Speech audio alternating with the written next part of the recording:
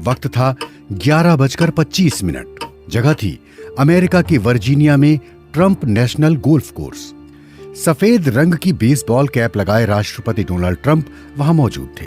उनकी टोपी पर लिखा था मेक अमेरिका ग्रेट अगेन। वो 3 लोगों के साथ गहन चर्चा में मशगूल थे। थोड़ी देर पहले ही खबर मिली थी कि अमेरिका का अगला राष्ट्रपति बनने की रेस में वो जो बाइडेन से हार गए हैं। कुछ देर बाद ट्रंप की कैंपेन टीम की ओर से एक लंबा बयान जारी किया गया। इसमें चुनाव नतीजों को खारिज कर दिया गया। इसके कुछ एक घंटे बाद राष्ट्रपति ट्रंप व्हाइट हाउस लौटे। उनके काफिले को लोगों की नाराजगी झेलनी पड़ी। कड़ी सुरक्षा वाली इमारत की चारदीवारी पर हाथ से बने पोस्टर लगे हुए थे। उन सब पर नीली, नारंगी और काली स्याही से एक ही शब्द लिखा था, लूजर। ट्रंप की कैंपेन टीम ने कई जगह नतीजों को चुनौती दी, लेकिन उनके ज्यादातर दावे खारिज हो गए। तो दुनिया जहान में इस बार हम ये सवाल पूछ रहे हैं कि ट्रंप राष्ट्रपति की कुर्सी छोड़ने के बाद आगे क्या करेंगे। इस सवाल का जवाब तलाशने के लिए हमें कुछ एक्सपर्ट से बात करनी होगी। पार्ट 1, सच का सामना। वो इन घटनाओं पर भी वैसी ही प्रतिक्रिया दे रहे हैं जैसे कि वो अपनी दूसरी नाकामियों पर देते रहे हैं। वजह यह है कि बचपन से अब तक ट्रंप को जो पहचान सबसे ज्यादा खलती है वो है लूजर यानी नाकाम कहा जाना। हमारे पहले एक्सपर्ट हैं मार्क फिशर, राष्ट्रपति ट्रंप की best seller biography Trump revealed के लिए फिशर ने ट्रंप का इंटरव्यू किया था। जीत नहीं मिलने से डोनाल्ड ट्रंप एक कमतर इंसान दिखने लगते हैं। उन्हें इस स्थिति में होना मंजूर नहीं होता। ऐसे में वो खुद को या तो विजेता घोषित करते हैं या फिर पीड़ित या फिर दोनों। चुनाव के बाद डोनाल्ड ट्रंप ने ठीक ऐसा ही किया। उन्होंने अपनी जीत का दावा किया और ये भी जाहिर करने की कोशिश की कि चुनाव में धांधली हुई है। वो सच को खारिज करने से लेकर ये तर्क देने की कोशिश में है कि उनके साथ धांधली हुई है। ये वो रणनीति है जिससे उन्हें लूजर के तमगे से बचाया जा सके। मार्क का कहना है कि कामयाबी को लेकर जुनून ट्रंप को पारिवारिक विरासत के तौर पर मिला है। ट्रंप के पिता ने सिखाया कि उन्हें सिर्फ जीत हासिल नहीं करनी बल्कि छीन लेनी है।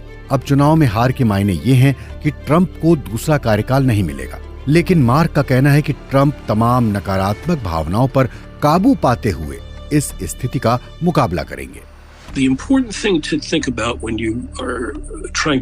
ट्रंप का बर्ताव कैसा होगा? जब आप ये समझने की कोशिश करते हैं तो आपको एक अहम बात याद रखनी होगी।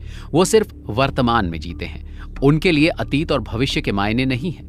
चाहे जो कुछ भी हुआ हो, तब भी उनके पास वर्तमान में जीने की असाधारण कला है। इसलिए वो अतीत के मुश्किल भरे दौर को खारिज करते जाते हैं। मसलन चाहे वो हार जाएं, उनकी कंपनी दिवालिया हो जाए, उनका कारोबार नाकाम हो जाए, उनके वैवाहिक जीवन में दिक्कत आ जाए, जो चला गया वो उसके बारे में नहीं सोचते हैं। ट्रंप चाहे हार मंजूर करे या ना करे, उनका कार्यकाल 20 जनवरी को खत्म हो जाएगा। अब उन्हें निर्वाचित राष्ट्रपति जो बाइडेन को सत्ता सौंपनी होगी। पार्ट 2, बदलाव। What I try to remind people is that we've had very rough transitions in the past. मैं लोगों को जो बात याद दिलाता हूँ वो ये है कि पहले भी कुर्सी सौंपे जाने के दौरान दिक्कतें देखने को मिली हैं। ये है जेरेमी सूरी। ऑस्टिन की यूनिवर्सिटी ऑफ टेक्सास में सूरी इतिहास और जन मामलों के प्रोफेसर हैं। वो राष्ट्रपतियों के बीच सत्ता सौंपे जाने से जुड़ी जानकारियों का अध्ययन करते हैं।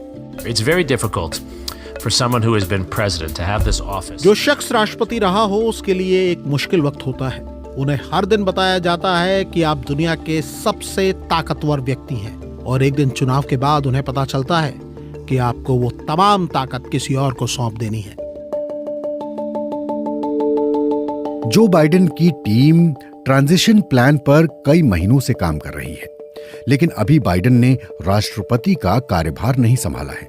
जेरेमी सूरी कहते हैं कि जब तक ट्रंप कुर्सी पर हैं, उनके पास बहुत शक्तियां होंगी और वो जो बाइडेन की टीम की योजनाओं को प्रभावित कर सकते हैं। Well, he has all the powers of the presidency that he had the day before election. So, चुनाव के पहले राष्ट्रपति के तौर पर उनके पास जो शक्तियां थीं वो अब भी मौजूद हैं। कहा जाए तो वो अमेरिकी सेना को जंग के मैदान में भेज सकते हैं वो आपातकालीन फंड भेज भी सकते हैं और उस पर रोक भी लगा सकते हैं। कई ऐसे मोर्चे हैं जहां राष्ट्रपति ने फैसले लिए तो लाखों अमेरिकियों की जिंदगी पर लंबे अरसे तक असर दिख सकता है। राष्ट्रपति के तौर पर उनके पास शक्तियां तो हैं, लेकिन राजनीतिक तौर पर उनका असर खत्म सा हो गया है। जेरेमी कहते हैं कि जो लोग उनके लिए काम करते हैं वो जानते हैं कि 20 जनवरी के बाद वो उन्हें बचाने के लिए नहीं होंगे। दूसरे, वो किसी दीर्घकालिक योजना को लेकर कोई वादा नहीं कर सकते क्योंकि वो उसे पूरा करने के लिए कुर्सी पर ही नहीं रहेंगे। जेरेमी ये भी मानते हैं कि डोनाल्ड ट्रंप अगर कुछ नहीं करते हैं तो वो सबसे ज्यादा नुकसान कर सकते हैं। I think the historical record shows that presidents are often ऐतिहासिक रिकॉर्ड बताते हैं कि पद छोड़ने वाले राष्ट्रपति आने वाले राष्ट्रपति के लिए तब सबसे ज्यादा नुकसानदेह होते हैं जब वो कोई कदम नहीं उठाते। हार्वर्ड हूवर और फ्रैंकलिन रूजवेल्ट का उदाहरण देखा जा सकता है। 1932 के चुनाव के बाद अमेरिकी अर्थव्यवस्था गिर रही थी। फेडरल रिजर्व ने राष्ट्रपति हूवर से मदद की गुजारिश की, उन्होंने इनकार कर दिया। इसका नतीजा ये हुआ कि अमेरिका के लाखों नागरिकों ने अपनी जीवन भर की बचत गंवा दी। मुझे आशंका है कि कहीं हम वैसे ही दौर में तो नहीं हैं। सर्दियों के मौसम में अमेरिका में कोविड संक्रमण बढ़ गया है।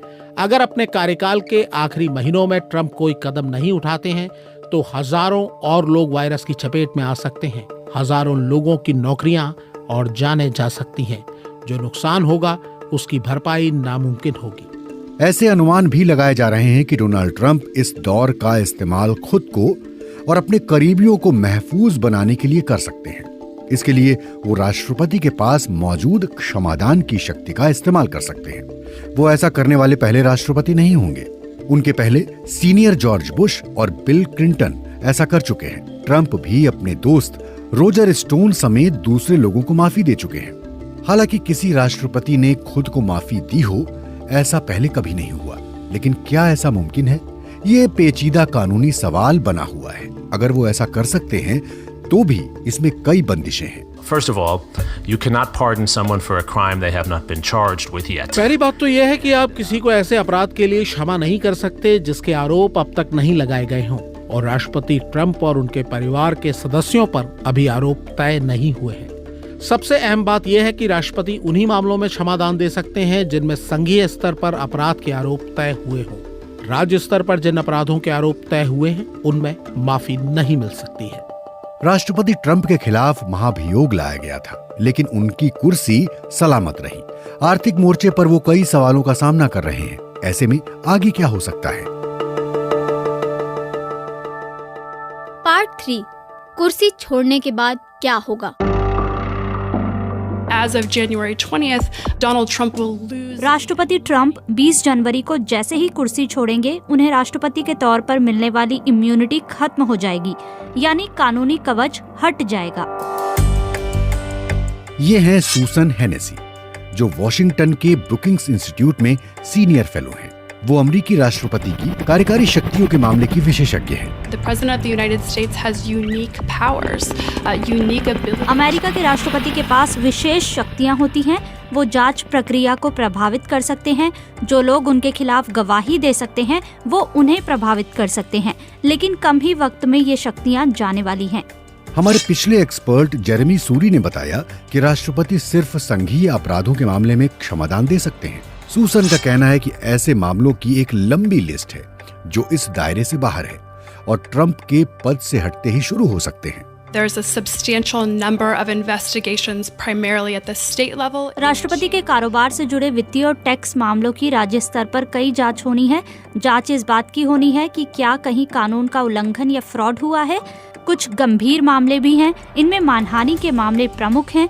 महिलाओं ने राष्ट्रपति ट्रंप पर यौन दुर्व्यवहार के आरोप लगाए हैं।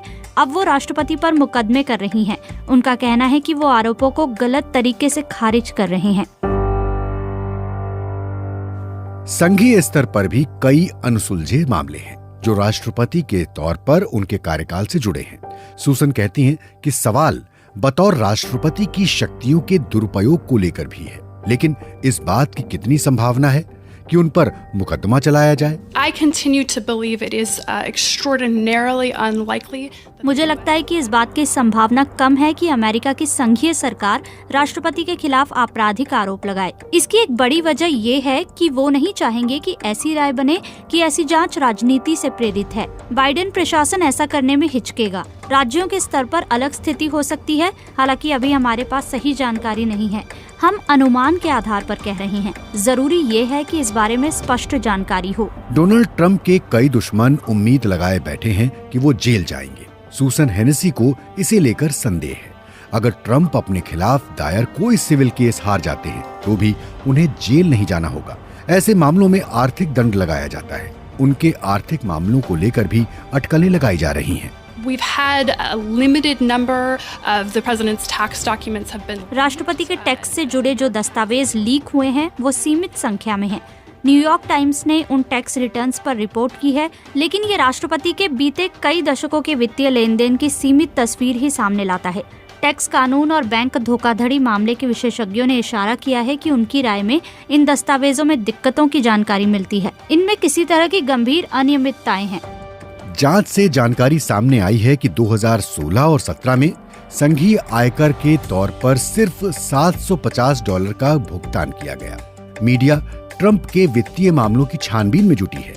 डोनाल्ड ट्रंप अपने वित्तीय मामलों को लेकर किए गए दावों को हंसी में उड़ा चुके हैं। ट्रंप के मुताबिक उन पर जो कर्ज है वो उनकी कुल हैसियत के मामूली हिस्से के बराबर है। ट्रंप की आर्थिक स्थिति चाहे जैसी हो, लेकिन तमाम दूसरे पूर्व राष्ट्रपतियों की तरह उन्हें कुछ ऐसा कामकाज तलाशना होगा जो वो व्हाइट हाउस छोड़ने के बाद कर सके। लेकिन वो क्या हो सकता है, ये बताएंगी हमारी चौथी एक्सपर्ट। पार्ट 4, ट्रंप का अगला मिशन।